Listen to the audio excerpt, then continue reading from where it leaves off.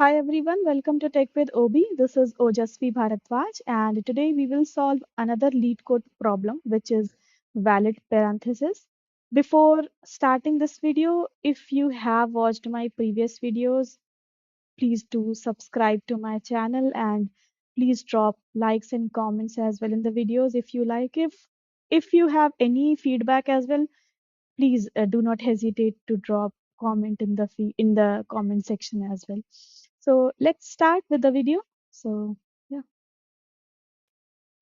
sure. So let's try to understand what this question is saying. So as I said, you must have studied in your fifth or sixth standard that we have three kinds of bracket. One is this simple bracket, one is this curly bracket, and one is this square bracket, right?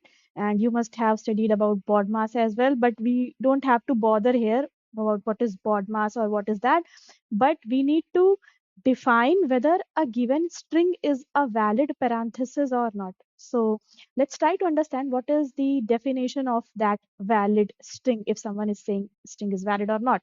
So let's see. The first condition is open bracket must be closed by the same type of bracket. It means जैसे आपका open bracket ये है तो इसका corresponding closing bracket ये होगा.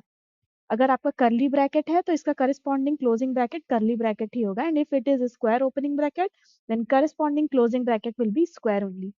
So पहला तो ये condition आपकी meet होनी चाहिए.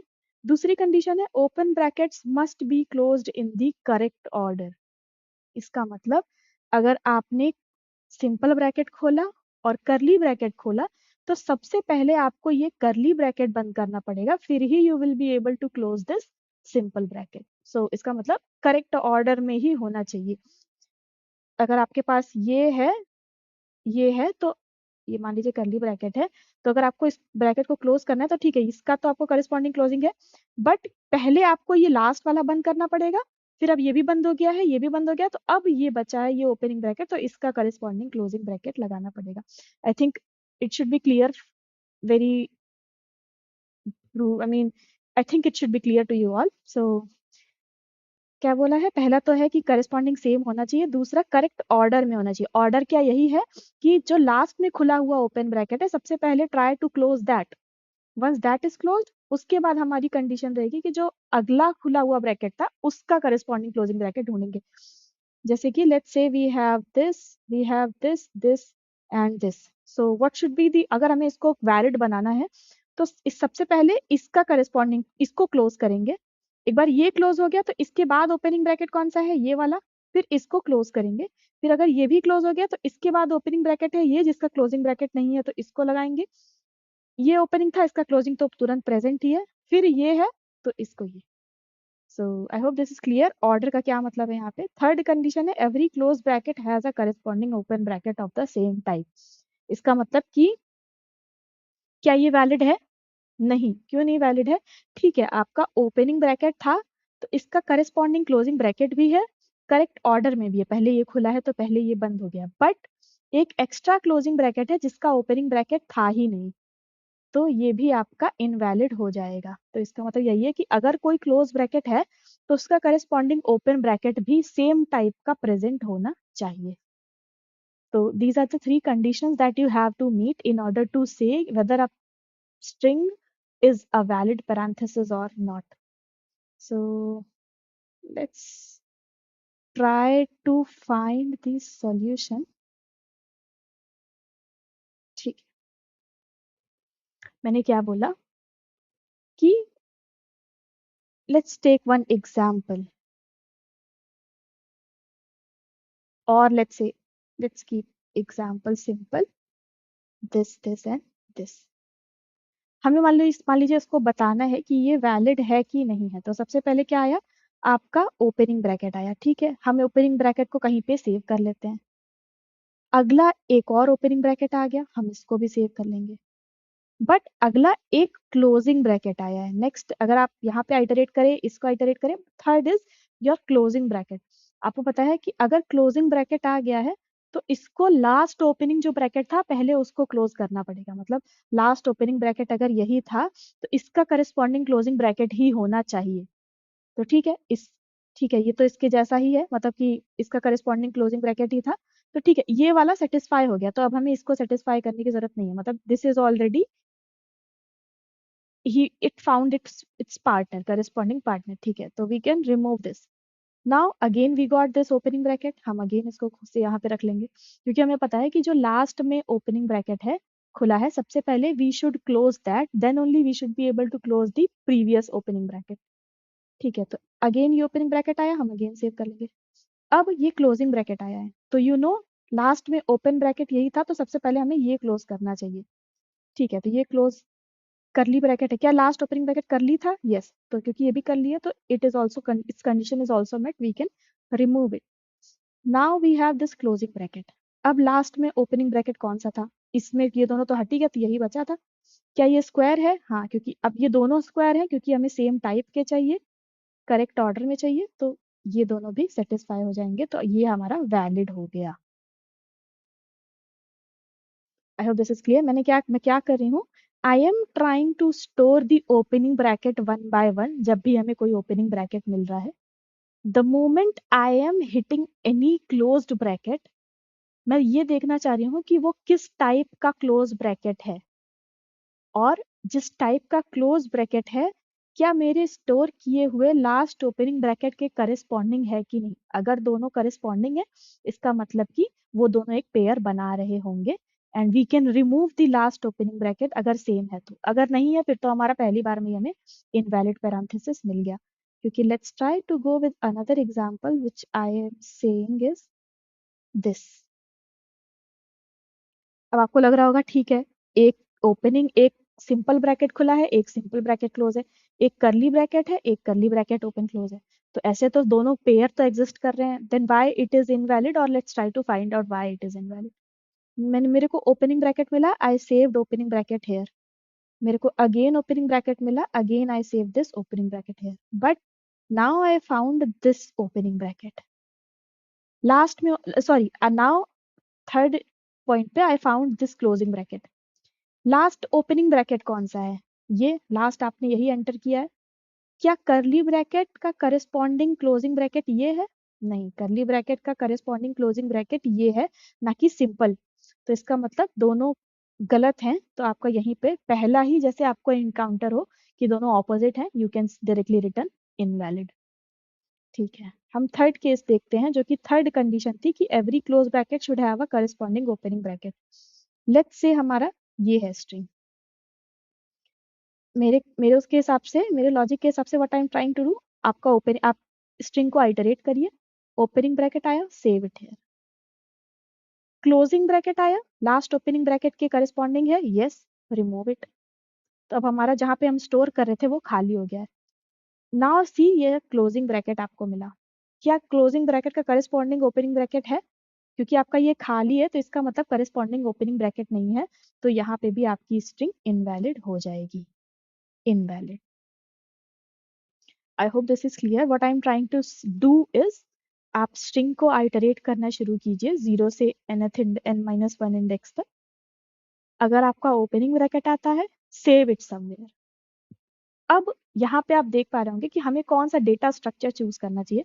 उसके लिए आप क्या देख रहे हैं कि हम जब भी ओपनिंग ब्रैकेट को कहीं पे भी सेव कर रहे हैं, हमें सिर्फ मतलब है लास्ट में कौन सा ओपनिंग ब्रैकेट था, और अगर करस्पॉन्डिंग लास्ट का ओपनिंग का क्लोजिंग ब्रैकेट मिल जा रहा है, तो हम लास्ट को रिमूव कर दे रहे हैं. इसका मतलब कि हम हर बार टॉप वाली पोजीशन को से कंपेयर कर रहे हैं, अगर इक्वल है तो टॉप वाले को ही रिमूव कर दे रहे हैं, और अगर नया ओपनिंग ब्रैकेट आ भी रहा है तो हम टॉप पे ही पुश कर दे रहे हैं. तो don't you think it is something similar to stack, जहाँ पे हम स्टैक्स का यूज कर रहे हैं. जैसे अगर आप देखो, तो let's try to again revisit this example. What I am saying is, आपको अगर ओपनिंग ब्रैकेट मिला, आपका ये स्टैक ले लो. ओपनिंग ब्रैकेट मिला, push it here. Opening bracket यहाँ पे opening, again opening, push it here. Now क्योंकि ये आपका क्लोजिंग ब्रैकेट है, तो आप टॉप पे देखो, टॉप का एलिमेंट क्या सिंपल ब्रैकेट ही था? यस, क्योंकि ये दोनों सिंपल ब्रैकेट थे, तो यहाँ से आप पॉप कर दोगे, तो ये आपका चला गया. अगेन आप यहाँ पे आए, आपका ये ओपनिंग ब्रैकेट है, तो आप यहाँ पे ओपनिंग ब्रैकेट रख दो. अगेन ये आपका क्लोजिंग ब्रैकेट है, टॉप पे क्या करली वाला ओपनिंग ब्रैकेट था? यस, तो आप इसको भी पॉप कर दो. अब आपका ये दोनों खाली हो चुका है, अब आपके टॉप पे ये बचा हुआ है. तो again you encountered a closing bracket, now you can see यहाँ पे क्या करेस्पॉन्ड, ये जो स्टैक है उसके टॉप पे क्या स्क्वायर ब्रैकेट खुला हुआ है, यस, तो आप यहाँ को भी हटा दो। तो एंड में अगर आपने पूरी स्ट्रिंग आइटरेट कर ली और आपका स्टैक एम्प्टी हो गया, इसका मतलब हर ओपनिंग ब्रैकेट का करेस्पॉन्डिंग क्लोजिंग ब्रैकेट मिल चुका है, you can simply return true कि string is valid. I hope this is clear to you all. If you have any doubts, you can drop in the comment section. Let's try to code this.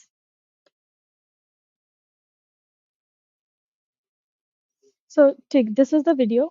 This is the question. यहाँ पे क्या दिया हुआ है? I discussed all these things. Let's try to understand the constraint that we have कि we have length of the string will be one or more than one. इसका मतलब कि आपकी size जो है वो 0 नहीं हो सकती या null या empty नहीं हो सकती. So string आपकी, and the second constraint which we have is it consists only of parenthesis opening या closing bracket. इसका मतलब कि आपकी string में कोई भी अल्फाबेट, कोई भी स्पेशल कैरेक्टर या फिर empty spaces नहीं होंगे जिसके लिए आपको अलग से कंडीशन लिखने की जरूरत है, वो आपको नहीं करना है यहाँ पे. So let's try to understand what this code I have written. We have this n equals to s dot size. This is the first thing I do to avoid writing the calculating the size of that string or array or vector anything. So मेरा सबसे पहला काम यही होता है कि I write int n equals to s dot size, vector dot size or whatever it is. Second thing is, as I mentioned, मैंने यहाँ पे एक stack introduce किया है. Stack के अंदर जो data type होगा that will be of character. So ठीक है, क्योंकि आपका string एक एक character से ही मिलके बना है, that's why I have written this. मैंने क्या कहा, I will try to iterate from index 0 to n-1. मैं सारे एक एक कैरेक्टर को आइटरेट करूंगी. Let's say char C is our S I. अगर आपका सी जो है, जो कि करेंट एलिमेंट जिस पे आपने आइटरेट किया है, वो आपका कोई भी ओपनिंग ब्रैकेट है या फिर सिंपल कर्ली और स्क्वायर ब्रैकेट, आप उसको डायरेक्ट स्टैक में पुश कर देंगे.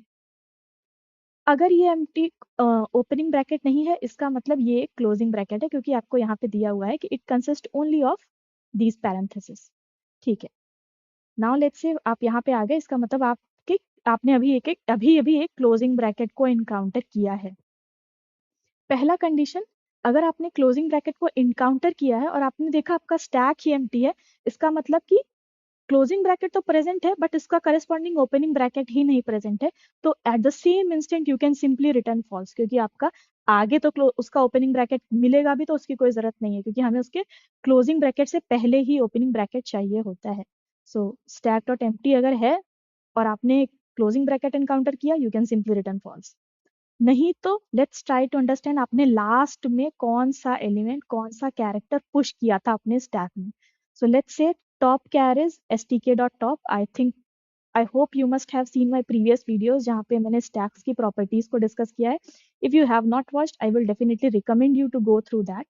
So let's see, we have top char is equals to stk.top. अब देखो आप, अगर आपका जो भी अपने करंट एलिमेंट अभी इनकाउंटर किया है क्लोजिंग ब्रैकेट है, अब वो क्लोजिंग ब्रैकेट अगर सिंपल क्लोजिंग है और आपने जो लास्ट पुश किया था वो सिंपल ओपनिंग ब्रैकेट नहीं था, इसका मतलब अगेन आपने you have encountered a invalid string. तो आप यहाँ पे फॉल्स रिटर्न कर सकते हो. अगर आपने करली ब्रैकेट इनकाउंटर किया बट आपने लास्ट में करली ब्रैकेट नहीं पुश किया था, तो भी आपका फॉल्स हो जाएगा. And same goes with square as well, कि अगर आपने स्क्वायर क्लोजिंग ब्रैकेट इनकाउंटर कर लिया but opening the last entered opening bracket was not square bracket, उस केस में भी आप फॉल्स कर दोगे. अगर ये तीनों कंडीशन नहीं मीट हो रही है, इसका मतलब आपने करेस्पॉन्डिंग ओपनिंग ब्रैकेट को तो आपको मिल गया, तो उस केस में आप you can simply remove top element from your stack, क्योंकि उसका करेस्पॉन्डिंग क्लोजिंग ब्रैकेट हमें मिल चुका है. ठीक है, you will do all this stuff for all the characters in the string. जब आप स्ट्रिंग से बाहर आ गए, आपने सारे एलिमेंट को आइटरेट कर लिया, आपको देखना पड़ेगा कि क्या आपका स्टैक में अभी भी कोई ओपनिंग ब्रैकेट तो नहीं रह गया. अगर आपका स्टैक एम्प्टी नहीं है, इसका मतलब स्टैक में कोई ना कोई ओपनिंग ब्रैकेट रह गया. इसका मतलब आपका पूरा का पूरा स्ट्रिंग इनवैलिड हो गया. क्यों? क्योंकि हर एक ओपनिंग ब्रैकेट का करेस्पॉन्डिंग क्लोजिंग ब्रैकेट होना चाहिए. आपकी पहली कंडीशन ही थी वैलिड पैरेंथेसिस होने की. ठीक है, नहीं, अगर आपका एम्प्टी है फिर आप ट्रू रिटर्न कर दो, इसका मतलब कि आपका वैलिड है. नहीं एम्प्टी है तो इसका मतलब एज आई सेड कि कोई ना कोई ओपनिंग ब्रैकेट है जिसका करेस्पॉन्डिंग क्लोजिंग ब्रैकेट नहीं है, तो you can simply return false. I hope this is clear to you all. If you have any doubts, please drop your doubt in the comment section. If you have liked this video as well, please you can drop comment in that case as well. So all the very best for your preparation. Thank you so much.